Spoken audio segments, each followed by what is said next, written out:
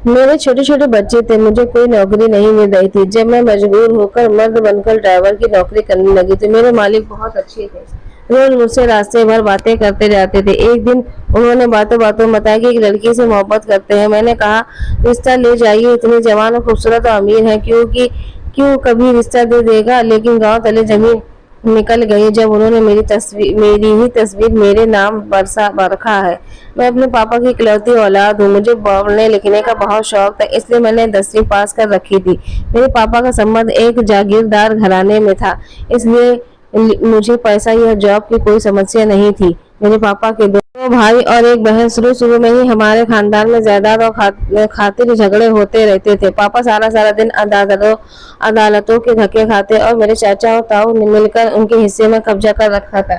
फिर उन्हीं दोनों ने मेरे ताऊ अचानक से हम पर मेहरबान हो गए।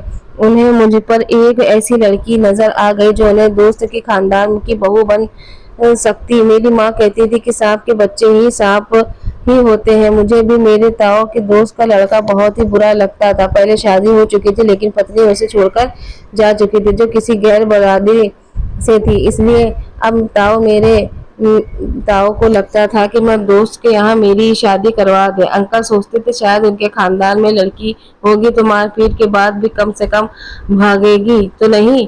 दूसरी तरफ से उन्होंने चाचा के साथ मिलकर पापा को बहुत जलील किया था। इसलिए पापा ने कहा, मेरी तो एक ही बेटी है जिसे मैं तुम जैसे लोगों के हवाले नहीं कर सकता।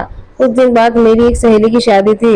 वे लोग बहुत अमीर लोग थे और अमीरों की शादी और सारे रस्में बहुत खास होती है। उस रात मुझे मेहंदी से आते देर हो गई थी जब एक तेज रफ्तार गाड़ी मेरे पास आकर रुकी। किसी ने मेरे मुंह पर कपड़ा रखा और मैं बेहोश हो गई। मेरी आंख खुली तो मुझे बेदर्दी से एक तय खाने में फेंक दिया गया था जहां पहले ही कुछ लड़कियां मौजूद थी। वहां एक बड़ा कमरा था। मुझे समझने में भी ज्यादा देर नहीं लगी कि यह एक कैद खाना है। वह यहाँ बच्चे भी कैद कर रखे थे जिनको कयादा स्मगलिंग किया जाता था। कुछ लड़कियां भी थी जिसके क्लब में डांस करवाया जाता था। कुछ कोठों पर भी भेज दी जाती थी। पुलिस भी उस गैंग में साथ मिली हुई थी। उनमें से एक लड़का मुझे देखकर मुस्कुराया। मुझे बहुत गुस्सा आया, कब से मुझे घूरे जा रहा है। मैंने डर कर एक लड़की का हाथ पकड़ा और उसे कहा, भगवान से प्रार्थना करो कि हम यहाँ से निकल जाए। मैं डर और खौफ की वजह से कांप रही थी। उस लड़के की नजरें मुझ पर लगी हुई थी। तब वह लड़की बोली कि मुझके अंदाजे से तुम्हें पता नहीं चला कि वह लड़कों की तरह आम लड़का नहीं है बल्कि हिजड़ा है। मैंने हैरानी से उस लड़के को देखा जो अब किसी और लड़की से बातें कर रहा था और हाथ पर हाथ मार के हंस रहा था। एक तरह की जेल थी। मेरे पापा को पता नहीं क्या हुआ होगा। मैं रो रो कर भगवान से प्रार्थना कर रही थी कि भगवान हमें यहाँ से निकाल ले। बहुत सारी लड़कियां जो रो रही थी और कोई मिन्नतें कर रही थी कि हमें यहाँ से जाने दो, और बच्चों की रोने की आवाजें मुझे पागल कर रही थी। मैं एक बच्चे के पास बैठ गई जो बहुत प्यारा मासूम बच्चा था। मुझे उस पर बहुत तरस आया जो बहुत गहराई से वह जमीन को खोद रहा था, जैसे यहाँ से उसे निकलने की जगह मिल जाएगी। मैंने ऊपर से उसका सर पर हाथ फेरा और कहीं, तू इन जालिमों के हाथ यहाँ कैसे आया। वह ज्यादा रोने लगा। तभी कुछ लोग अंदर आए और वह मौजूद लोगों को भेड़ बकरियों के तरीके हाँकने लगे। चलो अब तुम लोगों को कहीं और जाना है। वह लोग इस टाइम जिस जंगल की ओर जेल थे, अब उन सबको वहीं कहीं और शिफ्ट किया जा रहा था। तकरीबन 50 लोग थे और उस गैंग में लोगों के चेहरे नकाब से ढके हुए कर रखे थे। उसी लड़की ने जो हिजड़ा था। मैंने उसके नजदीक आकर कहा, लड़की तुम जानती हो लोग कितने खतरनाक है। उसने सामने देखते हुए कहा, वह आदमी जो नजर आ रहा था वो तो पुलिस को कत्ल और ऐसे ही बड़े बड़े जुर्म से मिला हुआ था, लेकिन पुलिस में कुछ काली भेड़ें भी थी जिसकी वजह से वह लोग बच जाते हैं। हमें वहाँ के एक दूसरी जगह शिफ्ट कर दिया गया। यहाँ से कुछ लड़कियों और बच्चों को यहाँ पहुँचाना था। उन लोगों को पहुँचा दिया गया। उन बच्चों को वह बच्चा भी शामिल था जो मुझसे बहुत दूर देर तक बातें करता रहता था। वह दिन मेरी जिंदगी के सबसे बुरा दिनों में से था। 24 घंटे में एक बार हमें थोड़ा कुछ खाने पीने को देते ताकि जिंदा रह सके। इस अंधेरे तय जाने से सूरज को देखते बहुत दिन हो गए थे। कुछ पता नहीं था कि कब सुबह होती होगी। कल शाम तभी मैंने एक बच्चे को जन्म देने वाली औरत को मरते देखा। जब जिसे हॉस्पिटल नहीं पहुंचाया गया था वहीं अपने बच्चे को तन्हा छोड़कर मर गई। वह मौजूद लोगों ने ड्रग सप्लाई का काम भी करवाया जाता था। अब मुझे उस दिन से डर रहा था जिस दिन यह लोग मुझे भी किसी घिनौने काम के लिए मजबूर करते। अक्सर हम जिन चीजों से डरते हैं वही होता है। या अब यह लोग वहां मौजूद लोगों को नशे का आदी कर रहे थे ताकि उन्हें लोगों की नशा खरीदना और बचावा कर सके और अपना काम निकाल सके। एक दिन मुझे भी एक दूसरे कमरे में ले जाया गया। यहाँ मौजूद एक लड़के ने एक इंजेक्शन मुझे दिया। अब रोज ही होता है और कब मैं उस नशे की आदी हो गई मुझे पता ही नहीं चला। अब किसी को मुझे कहने की जरूरत न पड़ती कि खुद व खुद नशे की तलब में उस लड़के के पास जाने लगी। वह लड़का अब मुझे हल्की फुल्की बातें भी करता रहता। मेरा नाम क्या है, मैं कौन हूँ, कहाँ से आई हूँ और बातें बताते हुए रोती थी। मैं एक बदनसीब हूँ जिसकी माँ बाप जीते जी मर गए होंगे। पता नहीं उन्हें लोगों ने क्या क्या कुछ ना कुछ कहा होगा और मेरी जुदाई से मेरे माँ बाप उस दुनिया में जीते जी मर गए होंगे। उस लड़के ने जिसका नाम राहुल था उसने एक दिन मुझसे वादा किया कि मुझे यहाँ से निकाल देगा, लेकिन उससे पहले ही किसी ने उसे पुलिस के हवाले कर दिया कहते हैं। टाइम बीत ही जाता है और मुझे लगा कि जिस पर गुजरे हो तो उसे पता होगा टाइम कैसे बीता। एक दिन जो हम लोगों ने निगरानी पर आदमी खड़ा था वह फर्श पर गिरा तड़पने लगा। उसे कुछ देर पहले ही किसी ने शराब पीता देखा था।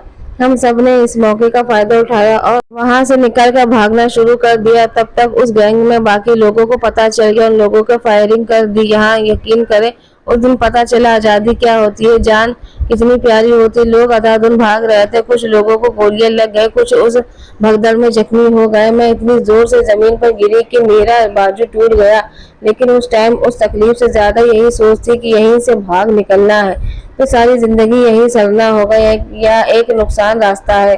सुनसान रास्ता था, सड़क के साथ एक घना जंगल था। जो उस जंगल में घुस गई और बड़ी मुश्किल से जान बचाती हुई वहां से निकलकर रात काफी देर हो चुकी थी। जब पक्की सड़क पर आती जाती गाड़ियों को रोकने की कोशिश की तो रात को उस टाइम कोई लिफ्ट देने को रोकने से रिस्क नहीं लेना चाहता था। मैंने पैदल ही वहां से चलना शुरू किया, लेकिन एक तो 2 दिन से भूख के नशे की आदत की वजह से सेहत बर्बाद हो चुकी थी। कुछ दूर भागने से बाद वही गिरकर बेहोश हो गए। जब आंख खुली तो हॉस्पिटल वार्ड था और मेरे पास एक डॉक्टर और 2 पुलिस वाले खड़े थे। पुलिस ने होश में आते ही पूछताछ करना शुरू कर दी। मैं डरती थी कि जिस मुजरिम से निकली फिर उसमें ना फंस जाऊं। वह लोग बहुत खतरनाक है, मैंने मुकर जाना बेहतर समझा, लेकिन वह बावजूद एक आदमी ने कहा कि मुझे वहां से भागते देखा, मुझसे घर का एड्रेस लिया और कुछ देर में मेरी बदनसीब माँ वहां थी। मैं कितनी देर अपनी जगह से हिल न सकी थी। पता नहीं कब मेरी माँ ने चिल्लाना चीखना शुरू कर दिया। तब पता चला दिन मेरी माँ ने कई महीनों बाद कुछ बोली थी। मेरे अगवा के बाद मेरे पापा को लोगों ने कहा कि तुम्हारी बेटी बंद चलन है, भागकर घर से भाग गई। मेरा बाप यह सदमा बर्दाश्त नहीं कर सका, फिर इस दुनिया के मौत से लड़ते लड़ते थक गए, हमेशा के लिए दुनिया को छोड़कर चले गए। मेरी माँ अपनी बेटी और पति के गम में दिमाग के तौर पर बीमार हो गई। लोगों ने देखा कि बोलना चलना छोड़ दिया और आज मेरी माँ ने मेरी हालत देखी तो कलेजा फट गया। अस्पताल में आते जाते लोगों ने देखी मेरी माँ चीख कर कह रही थी कि बर्बाद हो जिसने मेरा घर उजाड़ दिया। 2 हफ्ते अस्पताल में रहने के बाद जब मैं माँ के साथ घर आई तो पता चला मोहल्ले वालों को भागना तो याद रखता है, लेकिन क्यों भागी, कैसे नहीं लौटी, क्यों नहीं देखना। हर आदमी अपनी रट लगा कर रखी और सब अपनी ही नजरों की सोच में मुताबिक दूसरों पर इल्जाम लगाते हैं। हम बदकिस्मत ही ऐसे लोग हैं जो कि हम दूसरों को नर्क जाने की फिक्र रहती है और यहाँ भूल जाते हैं कि ऐसे में हम अपने स्वर्ग भी गवा रहे हैं। सारा खानदान घर पर जमा था, जितने मुंह उतनी बातें थी। कोई कहता वह लड़का कहाँ है जिसकी वजह से घर से भागी थी, कोई बाप की वजह से अपनी जान से गया और कोई कहता लड़का बुजदिल है जो अब उसे उस टाइम पर अकेला छोड़कर कोई और वजह रहा था। जब भाग गई तो वापस क्यों आई उन लोगों ने रखा नहीं मुझे। तुम्हें उस वजह से भी एक हद तक देते जब कोई सच झूठ की परवाह के बगैर किसी सिर्फ इल्जाम ही लगा रहे थे, कुछ सुनने को तैयार ही न हो। आप सोचते हैं कि आपको अपने किरदार पर सर्टिफिकेट देने की जरूरत नहीं है। उस टाइम मैं जानती थी कि एक रात घर के बाहर रहना सारे मोहल्ले और औरतों के लिए सजा बन जाता है। उसका अपना ही खानदान उसे कबूल नहीं करता। मैं 6 महीने बाद घर आई थी मुझे मुझे पर बहुत इल्जाम लग रहे थे। खानदान वालों ने माँ से कहकर इसको मोही के घर से नहीं रखना, खानदान से बाहर रखो। और एक मेरी माँ ही जो मेरे अकेले सहारा थी, सारा जमाना धुतकार तो क्या एक माँ ही सीने से लगाती। मेरी माँ ने मुझे सीने से लगाया और हम बेटी के शरीफे खानदान छोड़ दिया और यहाँ शहर आ गए। यहाँ मेरी माँ एक पुरानी सहेली थी। रात के 10 बजे का टाइम था जब हम लोग उसके घर पहुंचे हमें देखकर, और उस टाइम अचानक देखकर पता नहीं क्यों घबरा गए। उसने हमें कमरे में बिठाया, हाल चाल के बाद खाना खिलाया। तब तक उसके हैरान होने की वजह मुझे समझ आ गई थी। वह उसका पागल बेटा वहां आ गया था और बार बार बच्चों की तरह अजीब हरकतें करने लगा।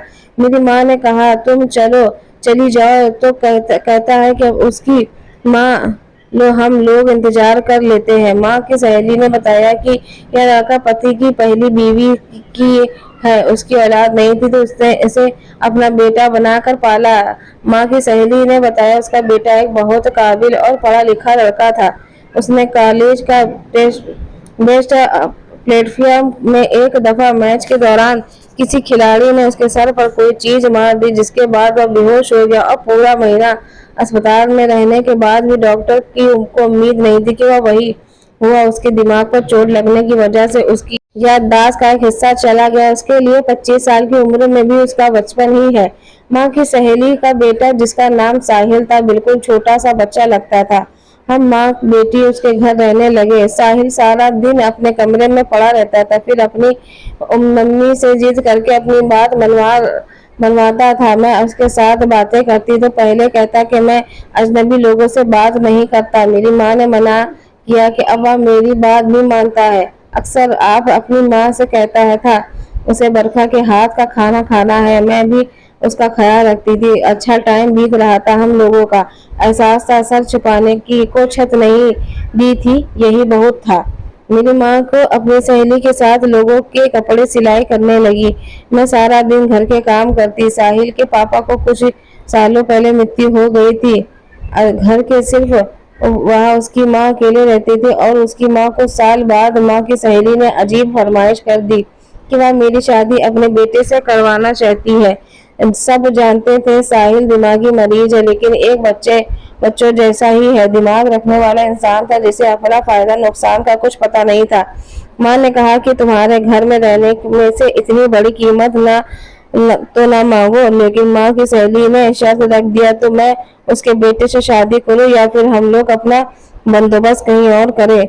लोग कैसे नकाब पहनकर फिरते हैं उस दिन पता चला। हम लोग कहीं क्यों कहाँ समझते हैं। और वहां निकली माँ ने कहा कि हम लोग यहाँ से भी चले जाएंगे। तुम इस पागल से शादी नहीं करोगे। पता नहीं क्यों शाहिद के लिए मेरा दिल भी नर्म हो गया था। वह चाहे बच्चों जैसा दिमाग रखता हो, लेकिन कुछ मुझे वह अच्छा लगने लगा था। मैंने माँ से कहा कि मैं भी कुछ इतनी खास तो नहीं हूँ, कोई शहजादा सलीम मिलेगा, और हम अपने खानदान में तो कितने निकाले जा चुके हैं। कोई भी शरीफ आदमी हम बीता हुआ कल देख के तो मुझे कभी नहीं अपनाएगा। इसलिए यही अच्छा है कि इसी घर में रहे। माँ रोती रही। एक बेटी थी, कैसा नसीब लेकर आई, बदकिस्मत है रहती है। उस दिन मैं अपनी देर तक रोती रही। जब मुझे एहसास हुआ कोई कमरे के दरवाजे पर है, मैंने दरवाजा खोला तो साहिल था। साहिल के साथ एक गुड़िया थी। उसे मैंने अंदर आने का रास्ता दे तो कहने लगा उस टाइम किसी लड़की के कमरे में नहीं जाता, तुम बाहर आ जाओ। मेरी बात सुनकर लो उस दिन मैं बहुत हंसी थी। अजीब पागल था। उसने मुझे रुई से बनी हुई छोटी सी गुड़िया दी। उसने सर पर काले धागे से बहुत सारे बाल बनाए थे। कहने लगा ये तुम हो, देखो उसके बाल भी तुम्हारे जैसे हैं। मैंने गुड़िया लिए कमरे में आ गई। मेरी जिंदगी उस रुई की गुड़िया जैसी हो गई होगी थी। और फिर एक शाम कुछ मोहल्ले के लोगों की मौजूदगी में मेरी साहिल से शादी करा दी गया। मेरी माँ वहां से मौजूद नहीं थी। यह सब कुछ देख नहीं सकती थी, लेकिन हमारी मजबूरी ने हमें यह फैसला करने पर मजबूर कर दिया। साहिल एक अच्छे शक्ल का लड़का था। जब तक बोलता या बातें न करता तो कोई नहीं जान सकता था उस नौजवान का दिमाग बच्चों जैसा था। मेरी साहिल से शादी के बाद तो सारी जिम्मेदारी मुझ पर आ गई। अब मुझे वह ऐसे संभालना पड़ा जैसे बच्चों को संभालते हैं। मेरी सास अब बहुत खुश थी। जो चाहती थी वो हो गया। एक दिन एक फकीर आया। उसने कहा मुझे खाना खिला दो। मैं तुझे दुआ दूंगा, हर मुराद पूरी होगी। तेरी मेरी मुराद भला, उससे सिवा क्या होती। मेरा पति ठीक हो जाए, उस फकीर को खाना खिलाए और जाते हुए मुझे दुआएं दे गया। मेरा पति मुझे जिंदगी भर सच्ची मोहब्बत देगा। मैं उसकी दुआ पर हैरान थी। मेरे पति को तो पता ही नहीं था कि बीवी क्या होती है और मोहब्बत किसे कहते हैं। दुआ तकदीर बदल देती है, मैंने भी बदलती देखी है। साहिल बिन ब दिन अच्छा होता जा रहा था, उसका इलाज भी दोबारा शुरू करवा दिया गया था। इस बार डॉक्टर को पूरा उम्मीद था कि मेरा सारा दिन साहिल की देखभाल और रात भगवान को दोनों का प्रार्थना में गुजर जाती है। फिर भगवान ने मेरी सुनी और साहिल पहले से बहुत अच्छा हो गया। लेकिन अब पता नहीं मेरी सास को क्या हो गया था। साहिल अगर ठीक हो गया तो कहीं सब कुछ मेरे नाम ना कर दे। अब साहिल को मेरे पास बैठने तक नहीं देती। इन्हीं दिनों मेरी माँ की तबीयत इतनी बिगड़ गई कि मुझे अपनी बदकिस्मती पर यकीन होने लगा कि मेरी सास ने हर मदद से मना कर दिया और सारा महीना सरकारी अस्पताल में माँ का इलाज करवाती रही। वहां से भी आधी दवाई मिलती और आधी कहने बाहर स्टोर में ले लो।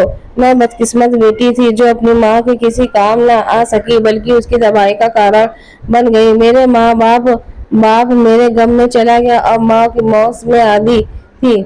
सर्दियों की रातों में और मेरी माँ का सरकारी अस्पतालों में डॉक्टरों के इंसानियत देखती रही। और एक दिन फिर जब मेरी आँख खुली, उस लड़की की बेंच पर लेट कर मेरा जिस्म अकड़ चुका था। अब माँ को आवाज दे दी तो पैरों तले से जमीन निकल गई।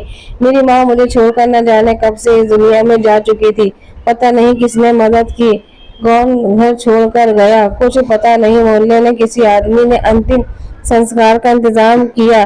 मैं दुनिया में अकेले रह गई। एक एक करके मेरे रिश्ते मुझसे टूट गए थे। सारा दिन रोते रात सोचे में गुजर जाती थी। अब हम सोच रहे होते हैं कि हम पर कोई जिम्मेदारी बाकी ना रहे तो किसके लिए जीना है। कुछ लोग जिंदगी से मायूस होकर उसको खत्म होने के लिए गिनते हैं, कुछ लोग कोई वजह ढूंढ लेते हैं। मेरे पास वजह भी नहीं थी। मुझे लगता था मैं पागल हो जाऊंगी। मेरी सास साहिल को से लेकर मुझे बातें सुनवाती थी। वह पहले से बहुत बेहतर था, लेकिन अपनी माँ के हाथों का खिलौना बन चुका था। जैसा कहती वैसे उसके लिए अच्छा होता। मियाँ बीवी अजीब रिश्ते से जुड़े थे, साथ थे, लेकिन साथ रहते हुए भी एक दूसरे के साथ नहीं थे। एक बीवी को जो अपने पति का एहसास होता था वह तो मेरे पति के अंदर था ही नहीं। माँ और भरोसा था, मेरे पास ऐसा कुछ नहीं था। लेकिन एक बार फिर से किस्मत ने मुझे चुना आजमाने के लिए। मैं माँ बनने वाली थी और यह खबर यकीनन किसी ऐसी लड़की के लिए खुशी की होगी, लेकिन जिसके दुनिया में कोई खून का रिश्ता ना बचा हो ना बचा। ऐसी खबर या खुश होना चाहिए थी। औलाद के आने के बाद एक मजबूर रिश्ता होगा जो सिर्फ उसका होगा, लेकिन मैं खुश कैसे होती। मेरी जगह एक बीवी की हैसियत में क्या था, खानदान में क्या था, जमाना मुझे क्या समझता था, इन बातों में मैं नहीं चाहती थी कि कोई और आदमी दुनिया में आए। और मैंने मोहल्ले में एक औरत से बात की जो सरकारी अस्पताल में नर्स थी। उसने कहा कि वह मेरी मदद करेगी। मैं ऐसा कोई रिश्ता नहीं चाहती जो मेरी तरह जिंदगी में मजबूर हो और बेबस जिंदगी गुजारे। फिर साहिर कैसा बाप होता जो अच्छा पति साबित नहीं हो सकता था, जिसका दिमाग अभी सिर्फ वही करता था जो उसकी माँ कहती थी। लेकिन यहाँ भी किस्मत ने मेरा साथ ना दिया। उसने कहा इस टाइम अगर कुछ किया तो मेरी जान को खतरा है। मायूसी से घर लौट आई। 9 महीने मेरे लिए 9 साल जैसा। शायद दिमागी सोच और तकलीफ से मैं बहुत कमजोर हो चुकी थी। मेरे जिस्म से मेरा साथ छोड़ रखे थे। एक रात जब मेरी जिंदगी में 2 और मासूम जुड़ गए, मैंने 2 जुड़वा के बच्चे जन्म दिया। एक बेटा और दूसरी बेटी थी। बच्चों को देखकर मुझे अजीब सी खुशी थी। मैं जो सोच थी मुझे औलाद से मोहब्बत नहीं होगी, मुझे जरूरत तो नहीं थी किसी रिश्ते की। इस पल में को सब कुछ बदल गया था। उन मासूम रिश्तों को देखते ही ममता के एहसास ने मुझे सारे गिले शिकवे छीन कर मुझे शर्मिंदगी का कर दिया था। तुम तो उन्हें सार मारने वाली थी।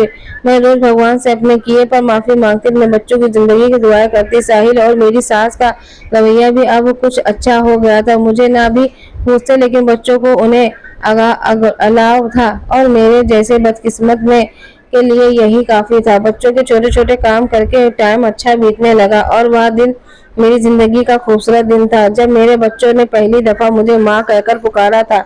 यह बात वो लोग समझेंगे जिनका कोई नहीं होता, लेकिन फिर एक एहसास इस तरह बन जाता है जिसे दुनिया की कोई ताकत उसे मिटा नहीं सकती। एक दिन मेरी सास और साहिल किसी के मृत्यु में गए थे। वापसी पर तेज रफ्तार गाड़ी ने उसकी एक्सीडेंट हो गया। और वकील साहब, मैं जो भूलती जा रही थी, मैं बदकिस्मत हूँ। मुझे मुकद्दर ने याद दिला दिया कि तुम अभी बदकिस्मत ही रहोगी। मैं अपने बच्चों के साथ बिल्कुल अकेले रह गई। एक बार फिर से मेरी सास और साहिल कैसा भी थे, लेकिन यह तो था, हम अकेले नहीं थे उस घर में। हम सारी रात नींद न आने, मेरी तबीयत खराब होने लगी। उसके साथ ही आने वाले दिनों में फिक्र, बच्चों के पेट की फिक्र। बच्चे दूध के लिए रोते रहते और दूध वाले ने दूध देना बंद कर दिया। जिंदगी भूखे पेट बीतने लगी। माँ खुद तो भूली रह सकती है, लेकिन अपने बच्चों को भूखा नहीं रख सकती। मैंने मोहल्ले के घरों में पता किया और किसी न किसी कोई काम होता तो कर देती, जिसे जो मिलता अपने बच्चों का पेट भरने लगी। लेकिन यहाँ भी वही मर्दों पर मोहल्ला है। अगर अकेली है तो औरत है तो मुफ्त का मांस समझ लिया जाता है। मुझे लोगों की नजरें और नियम परेशान करने लगी। एक रात बहुत सोचा तो याद आया कि घर साहिल के नाम ही है। उसी टाइम उठी और कागजात ढूंढने लगी। दिन ही मोहल्ले में एक औरत ने, मास्टरनी थी, उसे कहा एक बैंक साथ ले गए। घर में बैंक में गिरवी रखकर गाड़ी निकलवाने का सोचा, लेकिन एक आदमी को ड्राइवर की जरूरत थी। मैंने मर्द वाले कपड़े पहनकर अपना जॉब करना शुरू कर दिया। कुछ महीने खुद को जॉब मजबूर की बना लिया अपने बच्चों के खातिर। मैंने गाड़ी चलाना शुरू कर दिया। मैंने गाड़ी चलाना उन्हीं दिनों में सीखा था जब गैंग में 6 महीने रही थी। वह लोग हमें ट्रेनिंग देते थे ताकि हम वक्त आने पर भागे तो गाड़ी चलाने आती हो। इसी तरह बुरे टाइम और एक दिन अच्छा तजुर्बा मेरे काम आ गया। अब मैं गाड़ी चलाती, कोई ना कोई सवारी मिल जाती, उसे इसकी मंजिल तक पहुंचाने को मिलती, उससे अच्छी गुजर बसर होने लगी। बच्चों को स्कूल में दाखिल करवा दिया। जिंदगी कुछ अच्छे से चल रही थी। जहां से मैंने गाड़ी निकल गई, उस साहब को गाड़ी और ड्राइवर की जरूरत थी। उसे छोड़ने के बाद मैं बाकी सवारियों में बैठा सकती थी। एक खूबसूरत और नरम दिल का इंसान था और वहाँ रोज ही मेरे हाथ साफ करता और मैं बच्चों की छुट्टी के टाइम तक घर पहुंच जाती थी। वह आदमी अब मुझसे कुछ बातें भी करने लगा। जब कोई आपको सुनने वाला हो तो आप अपने गम भी शेयर करने लगते हैं। अब हम सफर में हम लोगों को अच्छी बातचीत होने लगी। सफर भी अच्छा बीत जाता था। मुझे भी एक जाना पहचाना आदमी मिल गया था। एक दिन मैंने उससे पूछा उनकी शादी क्यों की, तो उसने कहा कि एक लड़की देखी थी, उससे मोहब्बत हो गई थी। मुझे उसके बाद जिंदगी ने ऐसे मोड़ पर लाकर खड़ा कर दिया कि उसने टाइम ही नहीं मिला उसे ढूंढ सकता। अपने इमाले में वही लड़की खो गई। वह किस्मत में मेरी की मारी थी, पता नहीं किस हाल में होगी। उसने कहा वह अगले दिन उसकी तस्वीर मुझे जरूर दिखाएगा। मुझे अब अगले दिन का इंतजार था। मुझे उस लड़की की किस्मत पर शक आ रहा था जिसने कोई 7 साल की मोहब्बत करता था और उसके खातिर शादी भी नहीं की थी। और ऐसी मोहब्बत में उस लड़की का कुछ अता पता भी नहीं था। उस लड़के के मालूम होगी नहीं वह कैसी मोहब्बत है। आज घर के अगले दिन बच्चों को स्कूल छोड़कर जब उसे लेने आए तो वह आदमी जगह खड़ा था। मुझे देख गाड़ी की तरह बढ़ा। कुछ दूर जाकर मैंने उससे कहा मुझे दिखाओ कौन लड़की है वह। उसने जेब से जब तस्वीर निकाली मुझे दिखाई तो मेरे पैरों तले जमीन निकल गई। वह आदमी मेरी ही तस्वीर मुझे दिखा रहा था। यह तस्वीर तब की थी जब मैं किडनैप हुई थी। पता नहीं कैसे उसने वह तस्वीर ले ली थी। वह गाड़ी आज अचानक ब्रेक लगाने में रुक गई। उसने कहा ध्यान से चलाओ, लेकिन मैं उसे क्या बताती कि मैं किस ध्यान में हूँ। जो बता रहा था 7 साल पहले वह एक गैंग का हिस्सा था। उसका पिछला रिकॉर्ड एक क्रिमिनल का था। लेकिन फिर एक दिन उसने एक चेहरा देखा जिसे देखकर उसने खुद से वादा किया कि इस दलदल से निकलेगा और इस मासूम लड़की को भी निकालेगा। मैं वहां मौजूद लोगों को नशे का आदी बना देता था, लेकिन उस लड़की के साथ वह जुल्म नहीं कर सकता। मैं मायूस यही करता कि ऐसे नशा दे दिया हूँ, लेकिन 1-2 बार के बाद मैंने यह जुल्म नहीं कर सका। मेरे हाथ कांपने लगे। मुझे पता चल गया था कि मुझे उसे मोहब्बत हो गई है। मैंने खुद को पुलिस के हवाले कर दिया और उस गैंग में मालूमात पुलिस को दे दी। ईमानदार अफसर को देकर मैंने माफी मांगा, लेकिन जब पुलिस ने छापा मारा तो वहां से वो लोग फरार हो चुके थे। एक गैंग का आदमी जहरीली शराब पीने की वजह से मर चुका था। तब मुझे एहसास हुआ कि मैं उस लड़की को भी खो चुका था। फिर मुझे याद आया कि एक बार उसने अपने माँ बाप और घर का एड्रेस भी बताया था। मैं पूछता वहां तो पहुंचा तो पता चला कि उसकी लड़की का माँ बाप अपनी जुदाई में मर गए और माँ उस लड़की से को खानदान वालों से निकाल दिया। तब मुझे पता चला कि जिसके कहने पर हम लोगों ने उस लड़की को अगवा किया था वह उसकी लड़की के जानने वाला था जो उससे शादी करना चाहता था। मैं मायूस होकर वापस लौट आई और अब मैंने इंजीनियरिंग की थी और मैं अब एक ऑटो रिक्शा का मालिक था। भैया मेरी जान की कहानी दोस्तों कैसी लगी कमेंट में जरूर बताइएगा। Thank you for watching and subscribe my channel. धन्यवाद।